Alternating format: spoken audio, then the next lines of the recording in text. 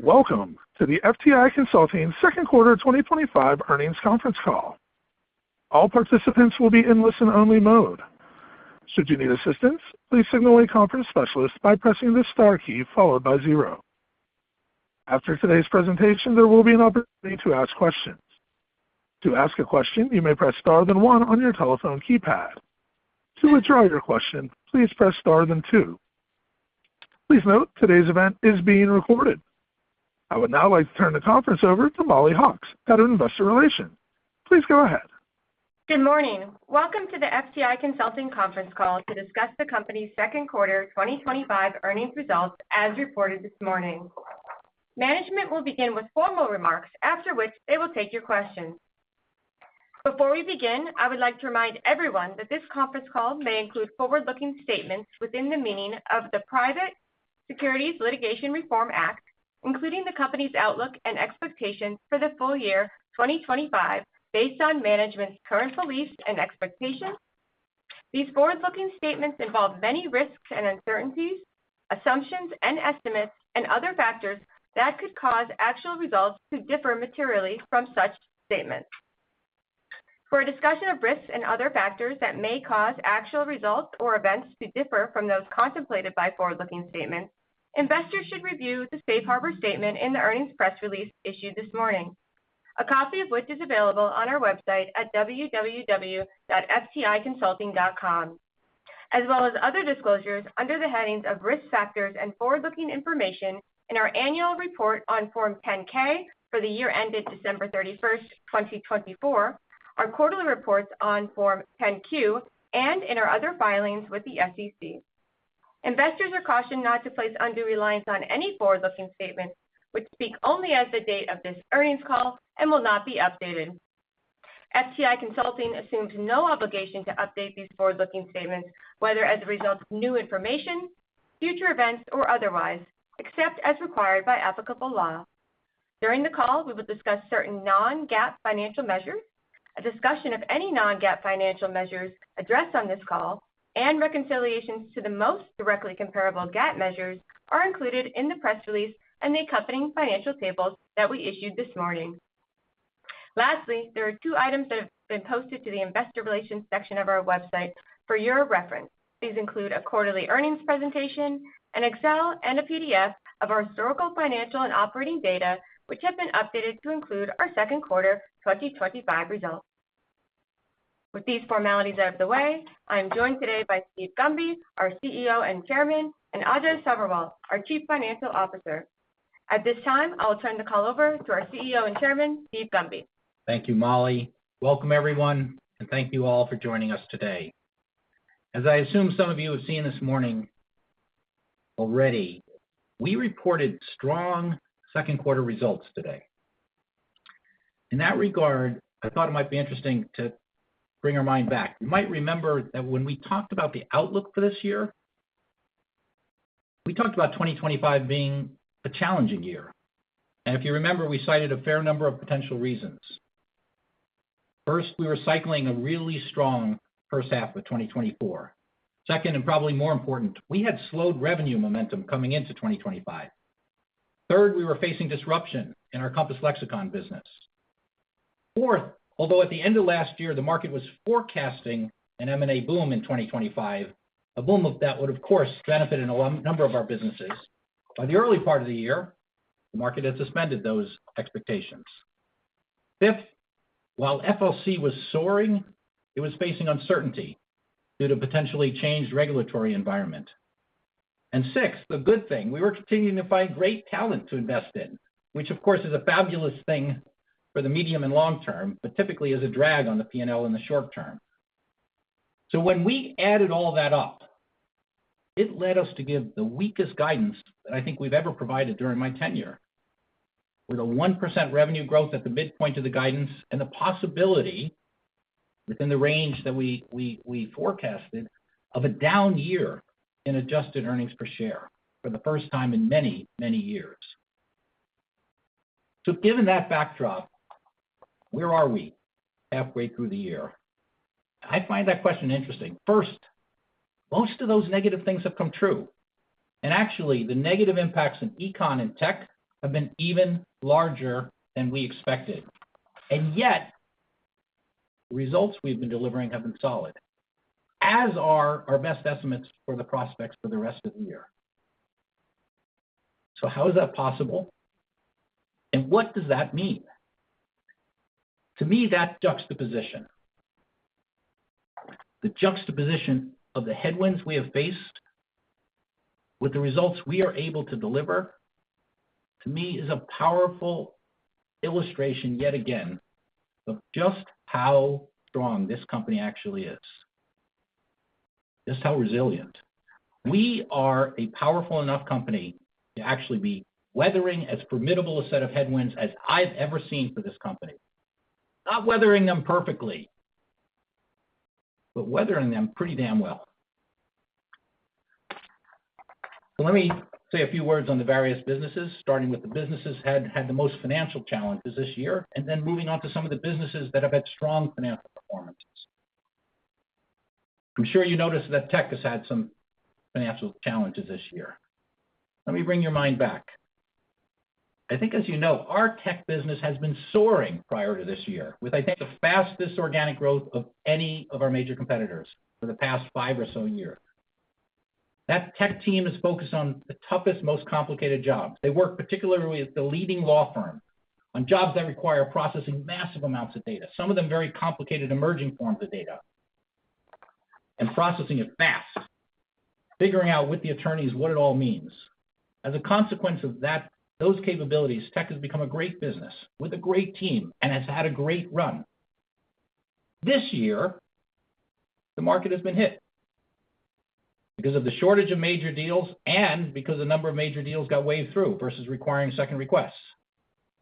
The been our strength in second requests, which, if you don't know, second request refers to the additional demand for information for merger clearance. Given our strength in second requests, that change in policy has hit us probably at least as hard as anyone else. And important, we don't expect those headwinds to go away immediately. So in addition to a not great first half of the year, we are not forecasting a great second half of the year for this business. Having said that, none of that challenges the underlying strength of this business. The ability to juggle intense situations, figure out how to deal with emerging data, leverage new technologies, nor does it undermine the incredible capability of our people, nor the trust that the leading law firms and the leading corporations have in our people and our capabilities. My experience, in fact, is that in slow markets over any extended period of time, they tend to favor and benefit people like us, the most capable competitors. In my experience in markets like this, weaker competitors will be forced to cut corners, either cut corners with respect to their people or their work. And that creates real opportunity for the strongest competitor. So while this year is clearly a very tough year for tech, it has in no way changed my conviction about the strength of this business, the strength of the team, and where this business will get to over time. Let me switch to the other business that has economic challenges this year. Our Compass Lexicon business's adjusted EBITDA will be hit substantially this year. But it, of course, remains an enormously capable organization. It remains the leading group of economists in the world. And the strong leadership team at Compass Lexicon and its reputation has meant we've been able to attract terrific additional folks into this organization this year. Academics with unbelievable backgrounds and leading professionals. So we can't gainsay the financial hit that we will take this year. And I would not want to suggest that the rebound from that financial hit will be immediate. But the Compass Lexicon team, and I see the people who are here, the terrific people in Chicago who I spent a lot of time with last week, people on the West Coast, on the East Coast, in EMEA and Asia, together with the great folks who have joined recently, as the foundation of the next generation of success for this great institution that has been a leader for a long time. The next generation of insightful work and the next generation of success for the best economic team in the business. So we do see a major hit to the economics of this business this year. We do not see a permanent hit. Let me turn to some of the businesses that have been major contributors to our financials this year. FLC, as you know, like in every business, we have had over the years a number of quarters where this business underperformed its potential. Just remember back to COVID. We're coming out of COVID. But we have always believed in the FLC team and the powerful group of capabilities within that team, even when it wasn't showing up in the P&L. And the team there has been creative and insightful in investing in places where we have conviction about where we can be the leaders on the most important client matters, whether it's in risk and investigation, cybersecurity, financial services, construction solutions, or in some of the underlying capabilities like data and analytics. The result of that commitment has shown up powerfully in the last few quarters, with us winning some of the most major jobs in the market, even in the face of the headwinds. As a consequence, this year, even with the regulatory headwinds, we have had so far a record first half of the year, by far, for FLC. And though one can always speculate that the regulatory headwinds could intensify and therefore slow our momentum a bit as the year goes on, I remain incredibly enthused about what I see as enormous potential for this terrific group of people going forward. CorpFin is, of course, our largest and most multifaceted business, and therefore the most difficult to summarize briefly. And the sub-businesses have macro drivers that never cut all the same way for each of the sub-businesses.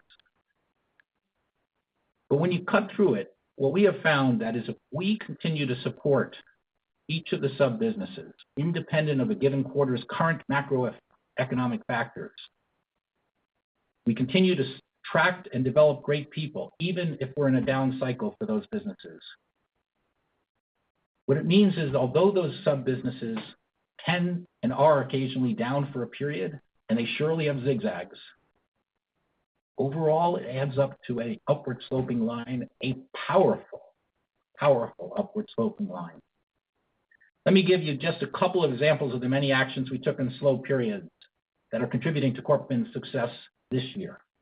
Our transaction businesses, like all transaction businesses, have volatility, and they can have bad quarters. But the team there noticed that we were gaining share even during those bad quarters. And they were gratified by the fact that the private equity market began to appreciate the quality of our offerings and was starting to ask us if we could help in further areas, key adjacencies, not just financial due diligence, but adjacencies like merger integration, carve-outs, tax structure, human capital, strategic due diligence, StratCom, and more. And so the team continued to invest in those areas during the good quarters, but also during some of the quarters when the deal market was down. And those investments, of course, cost us money. But that commitment, in turn, helped us further develop and gain share in specific areas, as well as develop deeper relationships with those core clients. As a consequence, this year, in a year when there aren't that many transactions in the market, and the ones we are helping in a much broader way. So in a down market, we are up. Similarly, our team has not sat still with a market that many consider our most mature market, which is core restructuring. Not only have we dramatically grown our businesses overseas, but we have continued to invest to add capabilities in the U.S. and around the world, for example, from an industry perspective. Example, a few years ago, we weren't winning any major work in the airlines industry. Today, we have a tremendous share of the airlines work in the U.S. and around the world. It is these sorts of moves in transactions and core restructuring, but also a whole lot of other places that have allowed our CorpFin business to shine, not only this year, but over now many years. It, of course, has had its ups and downs, but its relentless focus on making the right bets has allowed it to more than triple the revenue and more than quadruple the adjusted EBITDA of 10 or so years ago. And in my view, the CorpFin success book has many, many chapters left. Finally, but not least, StratCom's willingness to invest in key areas like cybersecurity response, public affairs, crisis communications, even through the slow quarters that it's faced over the last couple of years, is why StratCom today is helping the company carry the company's financial load, while at the same time continuing to build its brand. I think it's up something like 14% in revenue and like over 30% in adjusted EBITDA this year. Stepping back, this year overall, of course, is not the sort of growth year that I aspire to. It is not the sort of growth year we've delivered many more times than not over the last while. But in the face of by far the most significant headwinds I have seen in the 11 years I've been here, we are nevertheless able to deliver a solid year. We are having a solid year not only while fighting off the headwinds, but while reinvesting in our terrific Compass Lexicon business, supporting our tech businesses, as well as investing in terrific opportunities in CorpFin, FLC, and by the way, our other econ businesses, which, by the way, are doing incredibly well this year. And investing in StratCom, and in EMEA, and in Asia, and Australia, and LATAM, and yes, also in the supposedly mature U.S. We have been able to do that because of the success of the previous generations of investments that are now allowing us to win the biggest airline jobs, or cyber jobs, or investigations, or mergers, or bankruptcy, and doing so in many more parts of the globe than ever before. So yes, the growth we're seeing this year is obviously not what I aspire to or what we aspire to, and not, of course, what we've delivered in recent years. But in some strange way, this year is turning out for me to be an incredible positive reinforcement of my conviction in the power of this company, the future of this company. If we can have this solid a year in the face of all the headwinds we face this year, while at the same time reinvesting in the businesses that we believe in, doesn't that speak to amazing strength of an institution, our relevance in the market, the quality of the group of professionals we have, the impact we're having with our clients, our overall incredible resilience? In a powerful way, probably more for me than if we had yet another year of double-digit growth. This year underscores the tremendous potential of this company going forward. I so look forward to working with each of you over the next while to deliver on that potential. With that, let me turn the call over to Ajay to take you through the details of the quarter. Ajay? Thank you, Steve. Good morning, everybody. In my prepared remarks, I will take you through our company-wide and segment results and discuss guidance for the full year. Beginning with the second quarter results, we reported strong overall performance driven by our diverse business segments and the depth of our expertise. Despite headwinds in our technology and economics consulting segments, we reported nearly similar revenue and adjusted EBITDA compared to the prior year quarter. Sorry. Which you might recollect. Sorry, that was not Ajay. That was Steve spilling coffee all over the table. Ajay, take a minute. You okay? Thanks. We reported nearly similar revenue and adjusted EBITDA compared to the prior year quarter, which you might recollect was an all-time record quarter for revenue and adjusted EBITDA. Notably, in corporate finance and restructuring and strategic communication, we set new records for revenues and adjusted EBITDA this quarter. And in forensic and litigation consulting, or FLC, we continue to perform remarkably well despite regulatory changes and related uncertainty. Turning to our second quarter 2025 results in more detail. Revenues of $943.7 million compared to $949.2 million in the prior year quarter. Sequentially, revenues increased $45.4 million, or 5.1%, compared to $898.3 million in Q1 of 2025.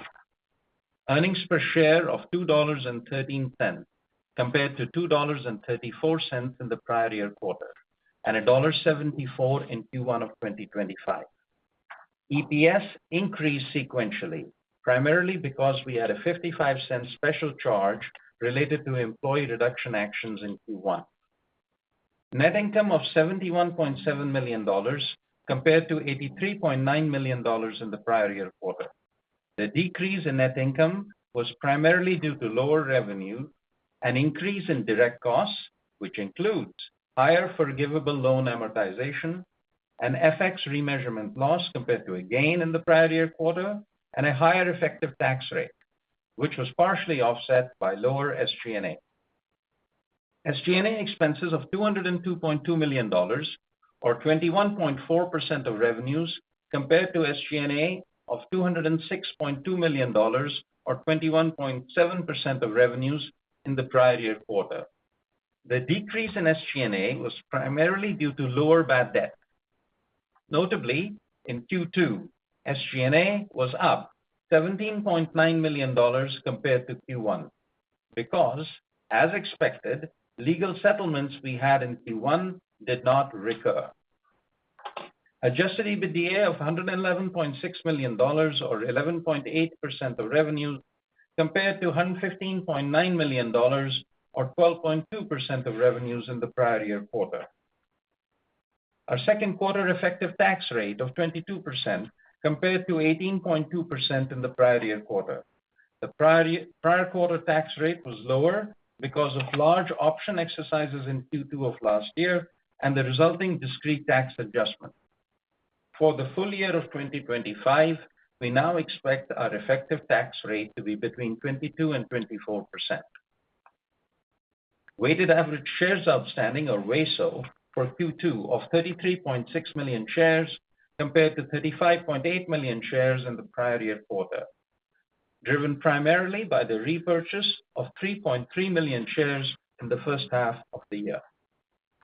Billable headcount decreased by 126 professionals, or 2%, compared to the prior year quarter, driven by approximately 8% declines in each of our economic consulting and strategic communication segments, partially offset by growth in forensic and litigation consulting, or FLC, and corporate finance and restructuring.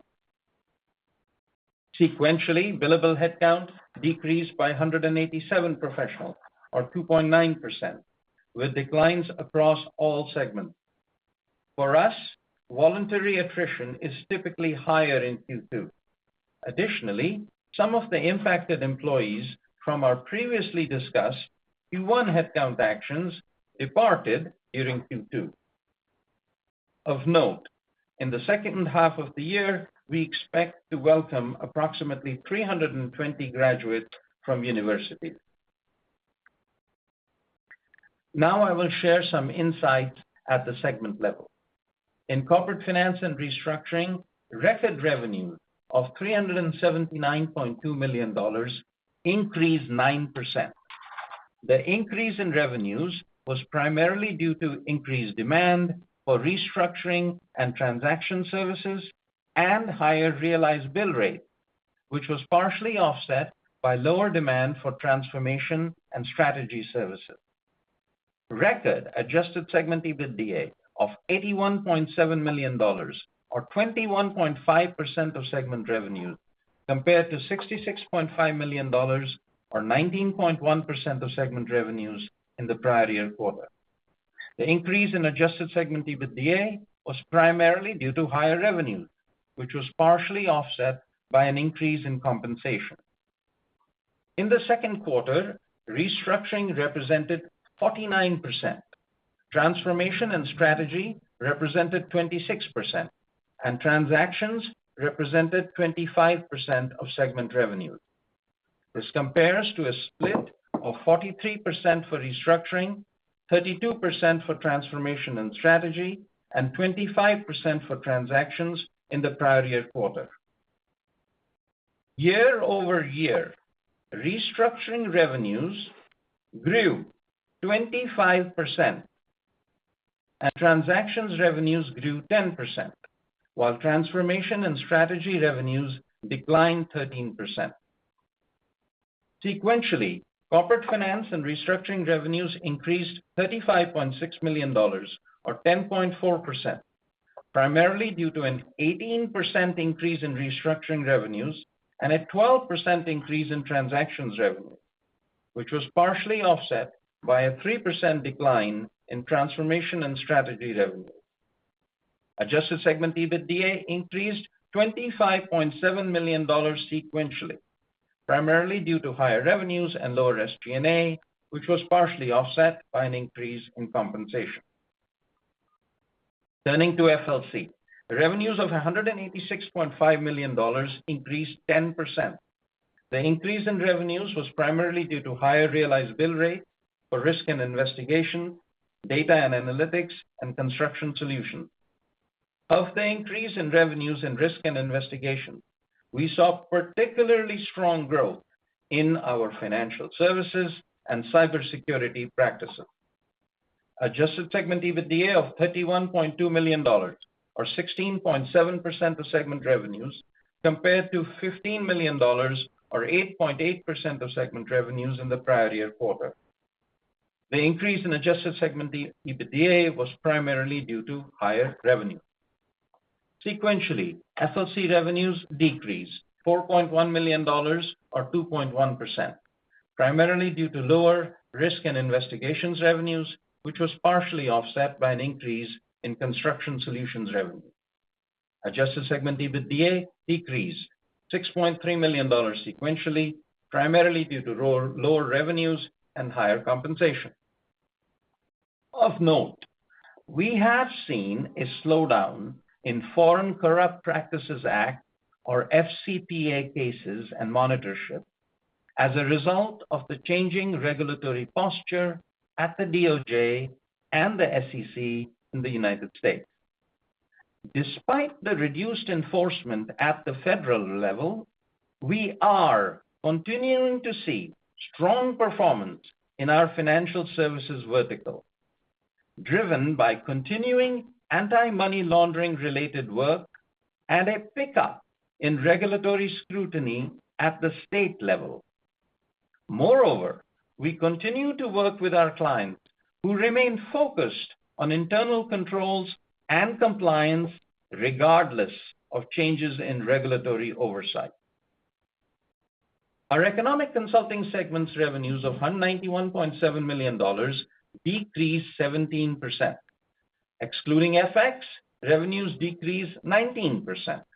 The decrease in revenues was primarily due to lower demand for M&A-related antitrust and non-M&A-related antitrust services, which was partially offset by higher realized bill rates for M&A-related antitrust services and higher demand for financial economic services. Adjusted segment EBITDA of $14.2 million, or 7.4% of segment revenues, compared to $44.3 million, or 19.2% of segment revenues in the prior year quarter. The decrease in adjusted segment EBITDA was primarily due to lower revenues and an increase in forgivable loan amortization, which was partially offset by a decrease in compensation, which included a 7.9% decline in billable headcount. As you may recollect, our segment EBITDA in Q2 of last year was outsized, due in part to the reversal of deferred revenue from a large client, which benefited adjusted segment EBITDA by approximately $8.5 million in Q2 of 2024. Sequentially, economic consulting revenues increased $11.8 million, or 6.6%, primarily due to higher realized bill rates as well as higher demand for financial economic services, which was partially offset by lower demand for non-M&A related antitrust services. Adjusted segment EBITDA was flat, as the increase in revenues was offset by higher compensation, including higher forgivable loan amortization. We issued $162 million in forgivable loans to existing and new employees and affiliates, net of repayments, in Q1 of this year, and $72 million in Q2 of this year, mostly in our economic consulting segment. Forgivable loan amortization generally ranges from 3 to 6 years. In technology, revenues of $83.6 million decreased by 27.9%. Excluding FX, revenues decreased 28.9%. The decrease in revenues was due to lower demand for M&A-related second request services. Adjusted segment EBITDA of $5.3 million, or 6.3% of segment revenues, compared to $20.9 million, or 18.1% of segment revenues in the prior year quarter. The decrease in adjusted segment EBITDA was primarily due to lower revenues, which was partially offset by a decrease in compensation, which included lower as-needed consultant costs, largely related to the decline in second request volume, as well as lower SG&A. Sequentially, technology revenues decreased $13.6 million, or 14%, due to lower demand for M&A-related second request services. Adjusted segment EBITDA decreased by $6.3 million, primarily due to lower revenues, which was partially offset by lower compensation and SG&A. As Steve discussed, we have had numerous second request engagements paused or canceled altogether given the shifts in regulatory posture. In strategic communication, record revenues of $102.7 million increased 20.8%. Excluding FX, revenues increased 18.6%, primarily due to an $8.4 million increase in pass-through revenues and higher demand for corporate reputation and financial communication services. In corporate reputation, we are supporting our clients with critical crisis communications and cybersecurity issues. Record adjusted segment EBITDA of $18.5 million, or 18% of segment revenue, compared to $11.6 million, or 13.7% of segment revenues in the prior year quarter. The increase in adjusted segment EBITDA was primarily due to higher revenues, which was partially offset by higher pass-through expenses and an increase in compensation. Sequentially, strategic communications revenues increased $15.6 million, or 18%, which includes a $5.7 million increase in pass-through revenues and higher corporate reputation and public affairs revenue. Adjusted segment EBITDA increased by $5.6 million, primarily due to higher revenues, which was partially offset by higher pass-through expenses and an increase in compensation and SG&A. Let me now discuss key cash flow and balance sheet items. Net cash provided by operating activities of $55.7 million compared to $135.2 million for the second quarter of 2024. The year-over-year decrease in net cash provided by operating activities was primarily due to an increase in forgivable loan issuances, compensation and income tax payments, which was partially offset by an increase in cash collection. During the quarter, we repurchased 2.192 million shares at an average price per share of $161.88 for a total cost of $354.9 million. In the first half of 2025, we repurchased 3.319 million shares at an average price per share of $162.99 for a total cost of $541 million. As of June 30, 2025, approximately $309.3 million remained available under our stock repurchase authorization. Free cash flow of $38.3 million in the quarter compared to $125.2 million for the prior year quarter. The decrease is primarily due to lower net cash provided by operating activities and an increase in cash used for purchases of property and equipment. Total debt, net of cash, of $317.2 million on June 30, 2025, compared to negative $166.4 million on June 30th, 2024, and $8.9 million at March 31, 2025. The sequential increase in total debt net of cash was primarily due to share repurchases and forgivable loan issuances. Turning to guidance. Given that we now have 2 quarters under our belt, we are narrowing our guidance by modestly reducing the upper end of our revenue and adjusted EPS ranges for the year.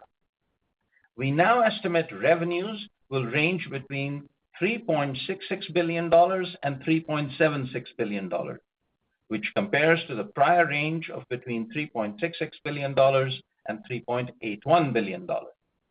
We now estimate EPS will range between $7.24 and $7.84, and adjusted EPS will range between $7.80 and $8.40, which compares to the prior range of $7.80 and $8.60.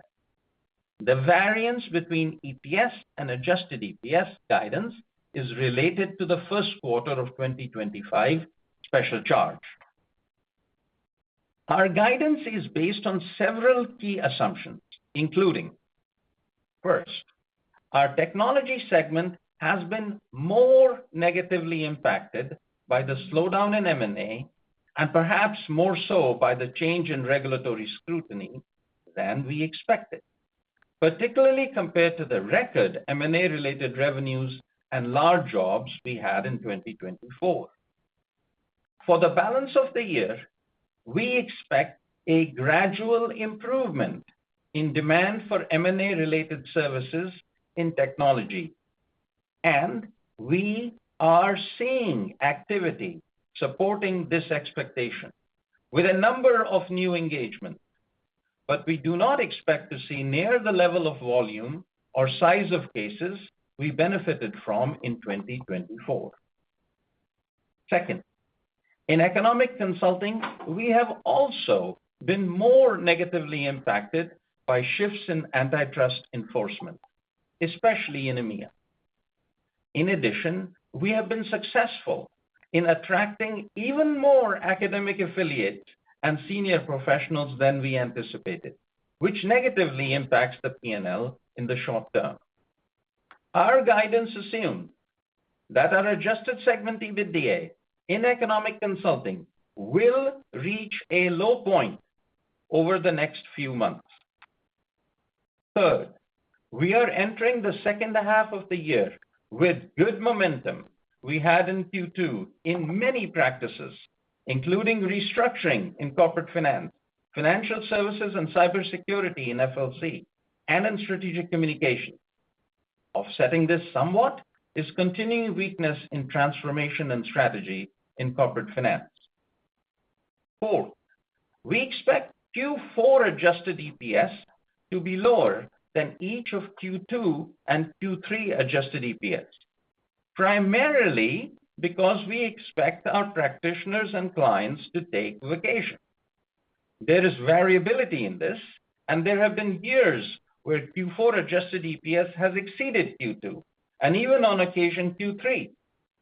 Even including these exceptions, when Q4 has exceeded Q2 or Q3, over the last 7 years, on average, our Q4 adjusted EPS was 13% below Q2 and 22% below Q3 adjusted EPS.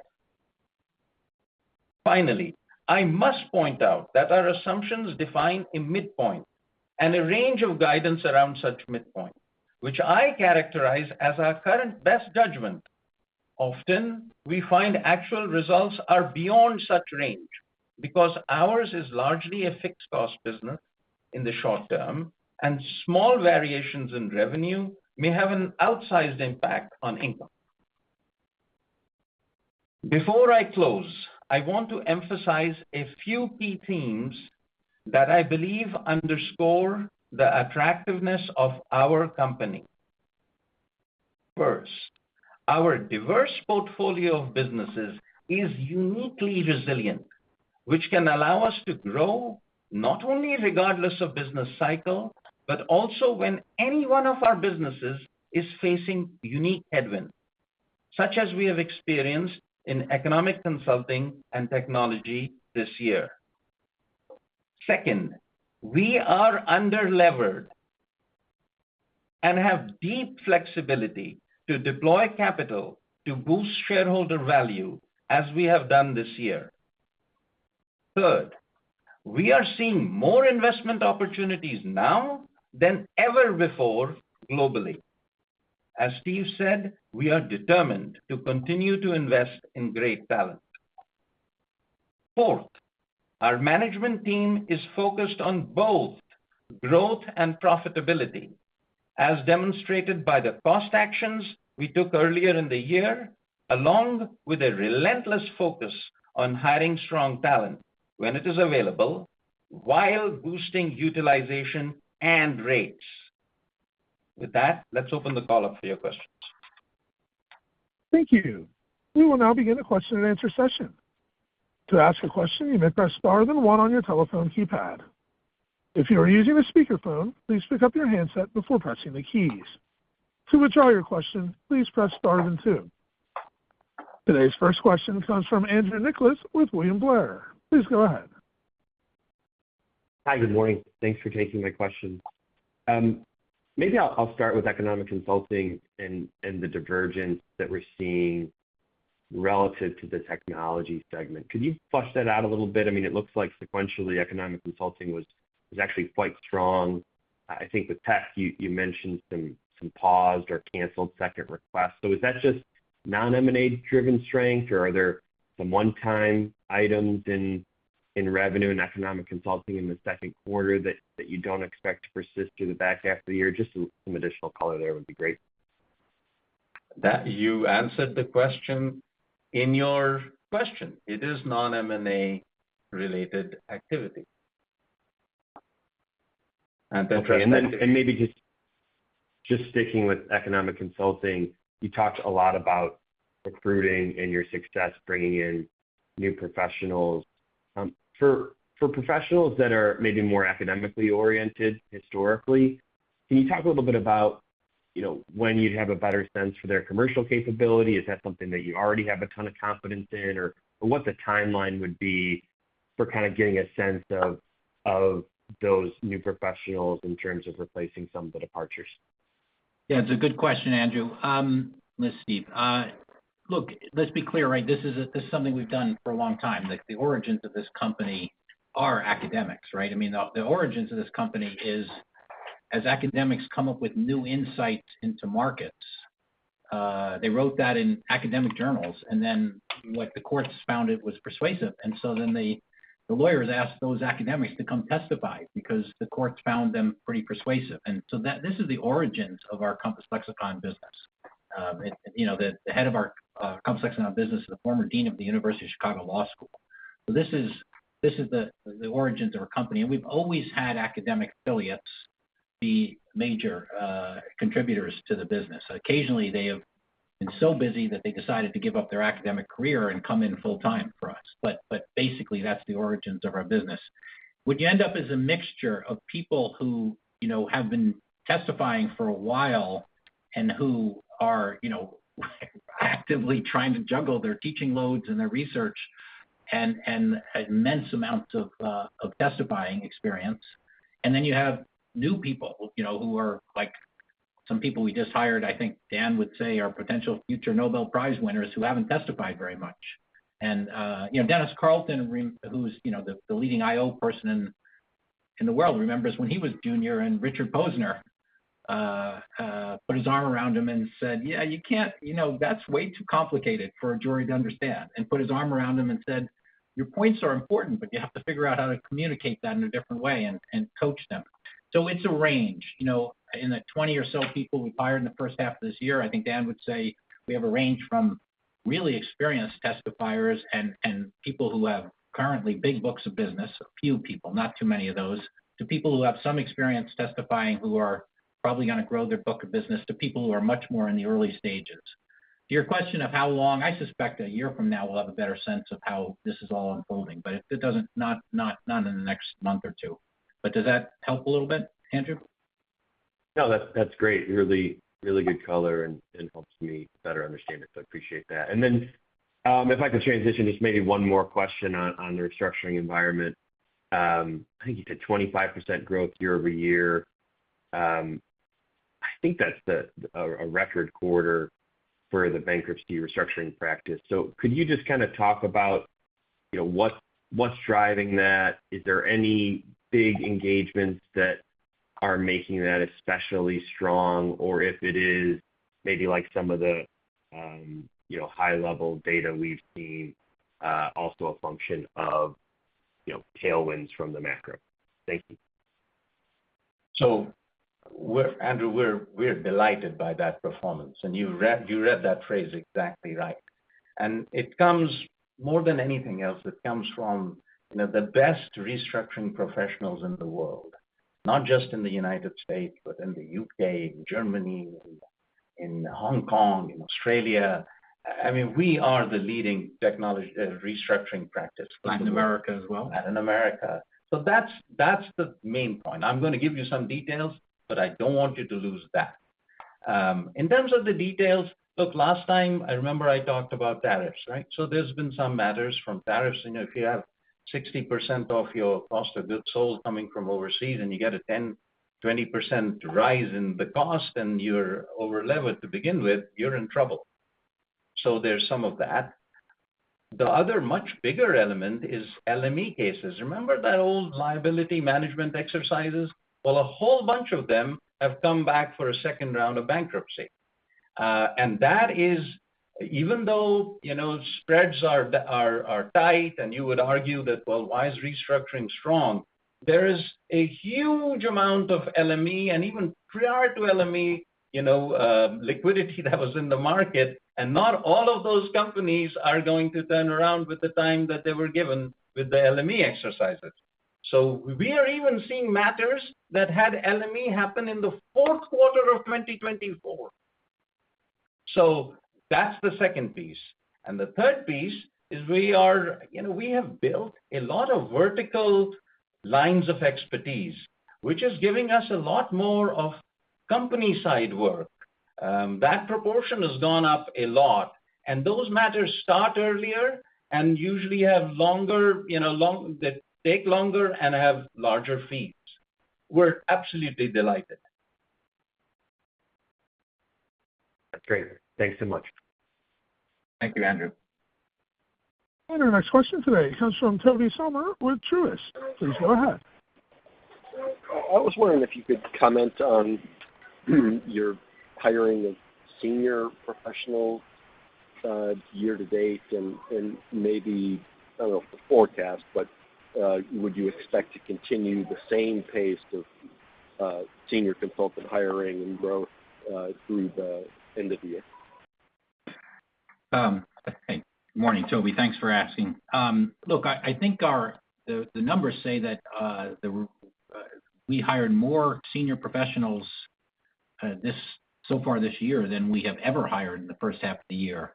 Now, I always find that a little funny because I always think of some of the people we say we hired this year. I think of us hiring end of last year. So some of this is when they show up, because if they go on, we hire them in the middle end of the next year, but they are on garden leave for 6 months. We don't actually show them and announce them until they're here. Okay, so I think last year I was telling you about how the phone was reading off the hook and we're having all those conversations. Not all those people showed up last year. They show up this year and they show up in the first half of the year.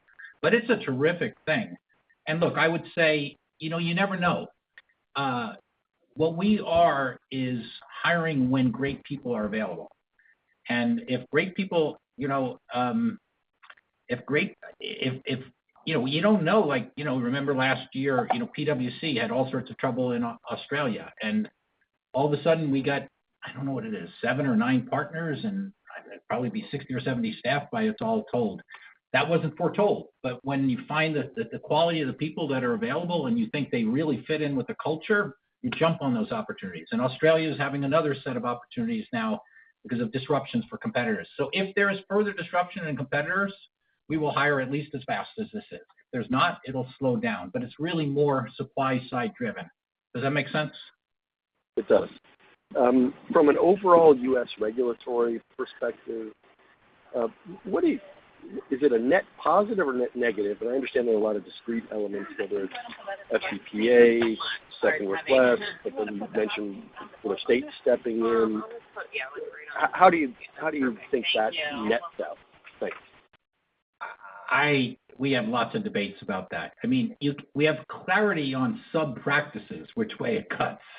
How it all cuts overall is very hard to say. I don't have a good answer for that. I mean, clearly regulatory headwinds are potentially affecting negatively our FLC business. And they clearly are affecting our tech and econ businesses, right, in a negative way. But some macro factors and some regulatory changes like tariffs and so forth have helped generate revenue for our corp fin business. If I had to guess, I would have said it's more headwinds overall this year than it is tailwinds, is what I would guess. But it's hard to be real precise on it. Yeah, do you agree with that, I think? I don't know precise for the reasons you mentioned. But our practitioners, I mean, FLC is remarkable. The pundits would have guessed, we guessed in our forecast that, if monitorships go away, then their business would go away. But performance is the opposite. But that is us. That's not the market. The market's not giving us that. Our folks are getting that, right? Exactly. Toby, does that at least a little? It does. Yeah, that color's helpful. You mentioned the low point of economics may happen in the next few months. Is that a revenue comment, EBITDA margin, or all the above? Hey, Toby, there's some background noise. Can you just say that again? I couldn't understand the question. Yeah, sorry, I'm not saying. For the econ business, you said it would bottom in the next few months. Is that a revenue, EBITDA, or EBITDA margin comment? Yeah. So the comment was on EBITDA. So let me explain it. So there's, simply put, there's cost and there's revenue, right? So on the cost side, I've told you how much we gave in forgivable loans in Q1, how much we gave in forgivable loans in Q2. We've talked about the amortization. In Q2, our direct costs went up a lot because of that forgivable loan amortization, which is laid out in clarity in our 10Q. So if the volume of such forgivable loans starts falling, which it has, Q2 is lower than Q1, I expect Q3 to be much, much lower than Q2, then such amortization will go up a little bit, but not as much as it went up from Q2 to Q1. So I see the costs, as I said, low point, that means it's not low point in Q2, there's a further low point in Q3 or Q4 at some point. But that will be the low point, and beyond that, the cost should even out. On the revenue side, we've taken quite the hit by the people who have left and what have you, but we see it flattening out. We already see that in some of that in Q2, and I see that further in Q3 and Q4. Net of the two is EBITDA. I expect the low point and then gradual recovery. Thank you. I'll get back in the queue. Thank you, Toby. Thank you. And our final question today comes from James Yarrow at Goldman Sachs. Please go ahead. Good morning, and thanks for taking the questions. So the continued weakness in transformation strategy was interesting to me. Could you just dig in perhaps a little bit more on the drivers as you look at right now and as you look ahead, and then perhaps your views on what would cause this to turn around? Thank you, James. Good question. So first, several things to think about. First, look, we are comparing with a prior year first half that was huge. So the year-over-year comparison is what we are, fighting up against. So I just want to be fair to that group. That's what we're good. Success has sometimes its pitfalls. So that year-over-year comparison is one. But you're right, it's sequentially weak as well. And the weakness is across the board geographically, but more so overseas, especially more so in the Middle East, where perhaps with the oil price decline, folks have gotten a little bit more focused on consulting spend. That's not just unique to us. It's for the entire space. And then going further, we're doing more matters, which are, the cost takeout matters where there's a success fee at the end. So our folks are actually doing great work in that area where, not all of the revenue shows up because you're going to get a success fee. And that's becoming a larger portion of our business. And then the final point I'd make there is a lot of our transformation people at the junior levels are somewhat fungible. They also help in transactions and restructuring and what have you. So it's a great team, and we're getting lots of opportunities to add to it. Very clear. So I think you added something like $310 million of debt this quarter, and you alluded to substantial capacity to potentially add more leverage. Could you just perhaps provide some color on, the way you think about that capacity, and, is there a maximum level? Is there a ratio we should be thinking about for measuring that the amount of leverage that you could theoretically take on? Sure. So on a gross debt to EBITDA, trailing 12 months, we're 1.2 times. On a net debt, we're a rounding error. And that's after buying back $500 million of stock, issuing forgivable loans, paying bonuses in March and April. Remember, at the end of the year is when we get our big cash collections. So that's point number one. Our competitors are anywhere between 6 and 11 times levered, just by the way. So our relative capacity is enormous, right? That's number one. Number two, leverage is an outcome. It is not a target. If the share prices, like you saw, I'm not going to telegraph what we're going to do next, but opportunistically, we can buy back a lot. Leverage is an outcome. If there's acquisitions that we can buy at the kind of filter we have, if there's hiring that we continue to do of talented people, leverage is an outcome, not a target. I'm not going to give a number. Great, very helpful. Just one more on tech, which is the tech EBITDA margin, came in a bit lower, and you talked about the trends in that business. But I guess how should we think about the margin trajectory there, given the weaker operating backdrop for that segment? I mean, look, strategically, this is clearly a tough year, and what happens is when there's a slow year is everybody has capacity, and the pricing in an industry that's always tough, and pricing just gets tougher.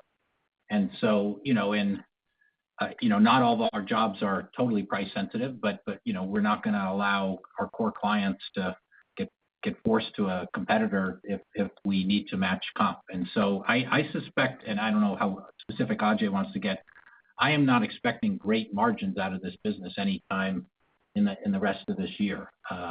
Having said that, I just want to be clear again. If you look at the industry structure, we are the leaders in the most complicated jobs.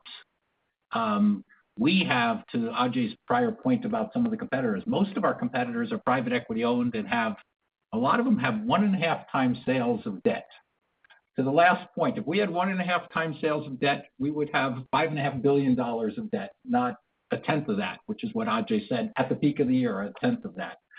I think we're under a lot less pressure than our competitors. So I think this is if this situation were to continue for a while, I think there'd be a shakeout and we'd benefit from it. And if it doesn't, but either way, the margins will come back, but I'm just not expecting it. And I'm not putting pressure on that group to make them come back this year.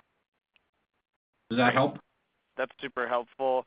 Last one for me, just I know there's been a lot of discussion around the econ consulting business, but I think you previously talked about a $35 million plus hit to EBITDA. Is that still the right number, or is it something larger or smaller? No, it's larger, and I think I even last call hinted that it was already larger than that. Look, there's been two things that have made that number larger. one is a good thing and one is not a good thing. The good thing is when we first gave you that number, we did not have any idea about the ability to attract the talent that we've had. And that talent, of course, is a good thing, but it's, as Ajay's indicated, there's a lot of forgivable loans. And as prior question, not everybody in that with those forgivable loans can bring business immediately. And so there's a lag on the returns on that, all right? So that's the good thing, but that added, of course, to the cost this year.